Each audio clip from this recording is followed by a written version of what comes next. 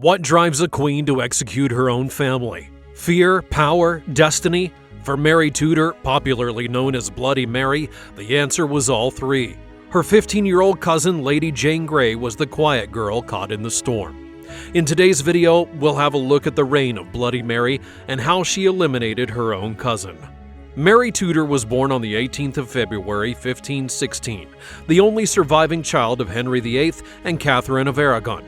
From the very beginning, Mary was being trained to rule. She learned languages, politics, music, and court etiquette, and everything a future queen would need. But her father grew obsessed with having a male heir and divorced her mother to marry Anne Boleyn.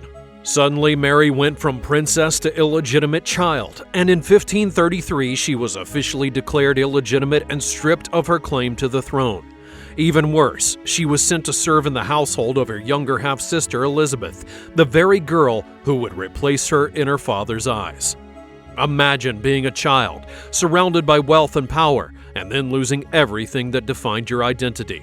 For Mary, it wasn't only humiliation, it was trauma, separation from her mother, and uncertainty about her place in the world.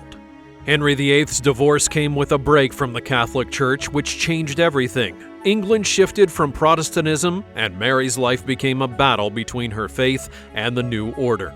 Mary refused to abandon Catholic Mass, even when everyone around her demanded it. Her religion became her anchor, and eventually, her weapon. Faith was not just belief for Mary, it was also power. It defined her, gave her strength, and later became the reason that many would fear her as the queen. In 1547, Henry VIII died, and Mary's half-brother Edward VI would become king at just 9 years old. The country leaned heavily into Protestant reforms, sweeping away Catholic traditions that Mary held dear. Mary's refusal to conform to Protestantism put her in direct tension with Edward's advisors. They feared that if she ever took the throne, she would reverse all of their reforms. By 1553, Edward's health had grown precarious. He was terminally ill, and England was on the edge of uncertainty. Fear rippled through the kingdom. Politicians and nobles worried, what if Mary had become queen? What if Catholicism returned, and their power and even their lives were then threatened? And in this climate of fear and uncertainty, they turned their eyes to a substitute, a girl who could be molded, controlled, and placed on the throne in Mary's place. Lady Jane Grey, born in October of 1537, was the great-granddaughter of Henry VIII. Royal blood ran through her veins, but she was far from the center of power. Jane was extraordinary. From a young age, she mastered Greek, Latin, French, and Hebrew, reading scriptures and classical texts that very few adults could even understand. She was brilliant, disciplined, and deeply pious, a Protestant through and through. Her faith wasn't only about belief, it had shaped her identity. And to England's Protestant reformers, she wasn't just a girl. She was the symbol of hope, a living embodiment of the cause. But Jane was also a child raised in a strict and sometimes harsh household, expected to obey without question. Her brilliance and devotion made her remarkable, but also vulnerable to manipulation. Jane's genius and piety had caught the attention of the kingdom's most powerful men, and soon she entered the orbit of men with ambitions that were far beyond her own understanding. John Dudley, the Duke of Northumberland, the real power behind the throne during Edward VI's reign. Henry Grey, the Duke of Suffolk, Jane's ambitious father who was hungry for influence. They had seen her not as a child nor a scholar, but as a pawn in their plan. Their goal? Place a Protestant queen on the throne, block Mary Tudor, and secure their own power. Jane had no desire for power. She had no army. She had no say. And yet suddenly she was at the center of a dangerous game. Edward VI, weak and dying in 1553, would be persuaded by his advisors to bypass his half-sisters Mary and Elizabeth in the line of succession. Jane was named the heir, with her male heirs following, a legal stretch designed to keep Protestant England intact. To cement the plan, she would be married to Guildford Dudley, Northumberland's own son. Love had nothing to do with it. Politics ruled each and every move. When Jane first learned that she would be queen, she reportedly fainted from shock. Just imagine, a brilliant, obedient teenager suddenly expected to rule a kingdom that was teetering on religious and political chaos. The summer of 1553 was a storm waiting to erupt. Edward VI, the frail boy king who had ruled England since the age of 9, finally succumbed to his illness on July the 6th. His death would be more than a royal passing. It was the trigger for a succession crisis that would shake the kingdom to its core. But Edward's council, dominated by John Dudley, feared the consequences of immediately announcing the king's death. Protestant England could collapse if Mary Tudor, a devout Catholic, took the throne. So, for a few tense days, the news was kept secret, and a dangerous plan was put into motion. On July the 10th, Lady Jane Grey, barely 15 years old, was taken to the Tower of London and proclaimed the Queen. She was brilliant, devout, and obedient, but also terrified. Reportedly, she whispered to her attendants, "The crown is not my right, it pleases me not."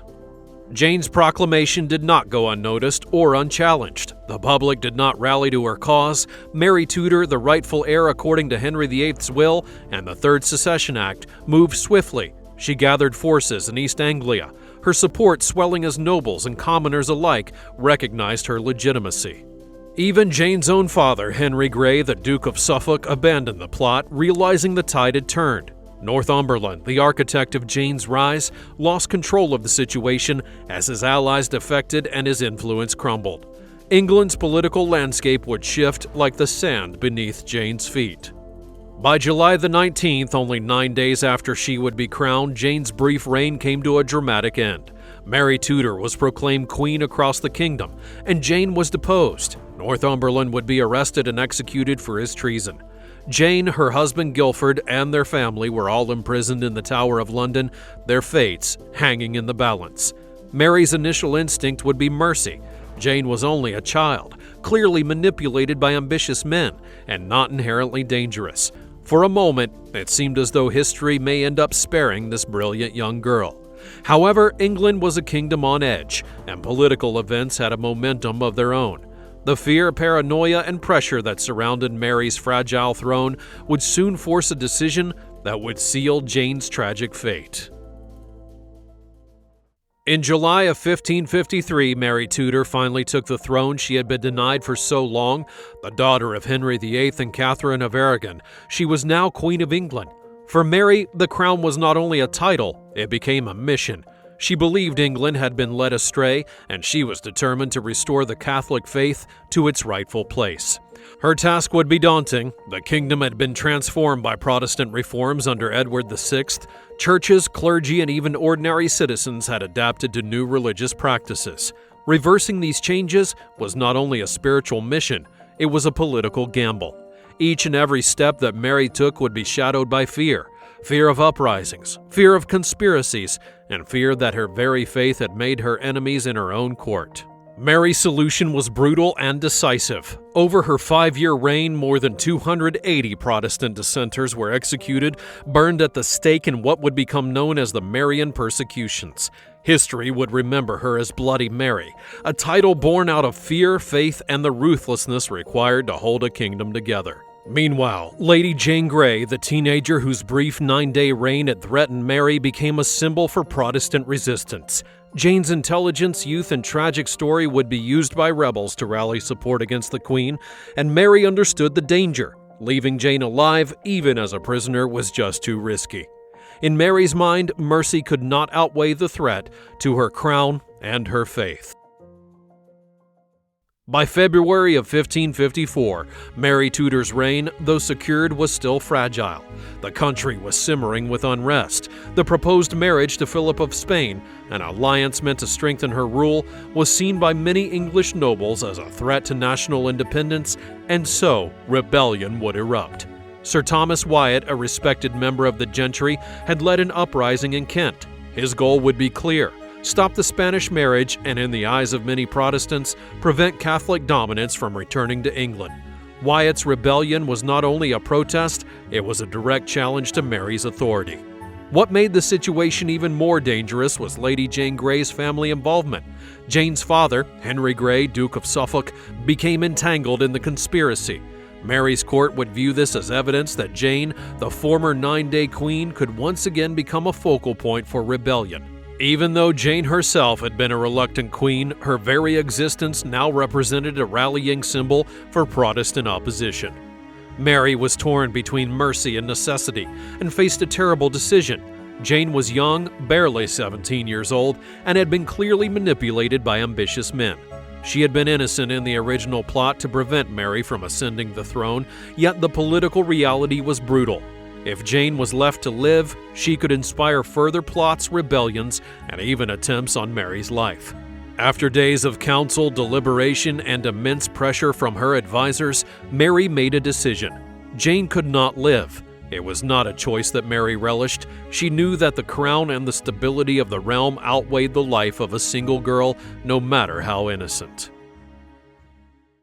On February the 12th of 1554, history would claim its most tragic young heroine. Lady Jane Grey, the girl who had briefly worn England's crown for 9 days, was led to Tower Green. She was only 17 years old. The cold stones of the tower bore witness to a moment that would haunt the nation for centuries. Jane was calm and composed, even as the executioner readied his blade. She whispered a Protestant prayer. Her husband, Guilford Dudley, had been executed earlier that day. Jane saw his body, and in that moment, the tragedy became almost unbearable. A young girl confronting death while witnessing the consequences of political ambition. Public sympathy would surge. Jane was innocent, intelligent, and devout, and became a martyr for the Protestant cause, a symbol of the cruelty of political games and the vulnerability of youth against the machinery of power. People whispered her name with reverence and sorrow. Ballads, letters, and stories spread across England, immortalizing the teenager who had died for a crown that she never sought in the first place. Mary Tudor's reputation hardened in the public eye. To her, Jane had been a threat, an emblem of Protestant rebellion that would ignite uprisings against her own reign. Her mercy did have its limits, and while historians later debated her motivations, in that moment, duty, fear, and faith all converged, forcing her to choose the stability of her throne over compassion. Mary Tudor died on the 17th of November, 1558, her reign lasting just 5 turbulent years. She would be succeeded by her younger half-sister Elizabeth I, who swiftly restored Protestantism to England. History rarely spares the innocent. Lady Jane Grey, a brilliant teenage girl, was crushed beneath the weight of ambition and religion. Mary Tudor, feared as Bloody Mary, had ruled with faith, fear, and duty intertwined. Their lives remind us that in the world of crowns and power, even the brightest of minds and purest of hearts can become pawns, and sometimes the cost of survival is a life that no one intended to take.